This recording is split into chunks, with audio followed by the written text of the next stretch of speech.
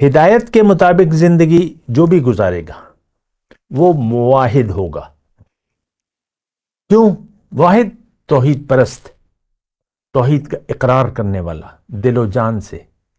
جو دل و جان سے، دیکھیں وہ ہم کہتے ہیں نا اقرار باللسان و تصدیق بالقلب، اصل چیز تصدیق بالقلب ہے. جس نے دل سے تسلیم نہ کیا وہ ہدایت پر عمل نہیں کرے گا.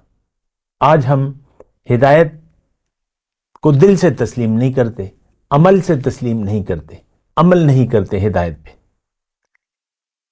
تو اب جملہ کیا ہے؟ جملہ یہ ہے کہ اگر کوئی بھی شخص، مرد و عورت ہو فرق نہیں، جو بھی ہدایت کے برعکس من چاہی زندگی گزارے گا، یعنی ہدایت کو قبول کرنے سے انکار کر دے گا قولاً یا عمل، تو یہ شرک میں جا پڑے گا. شرک کیا ہے؟ اللہ کی بجائے کسی اور کی بات ماننا. نہایت سلیس الفاظ اللہ تعالیٰ کی عطا سے میں دے رہا ہوں آپ کو. اللہ کے اطاعت کی بجائے جو بھی غیر کی مانے گا تو وہ شرک ہے. اس کا معبود وہی ہے جس کی وہ اطاعت کر رہا ہے.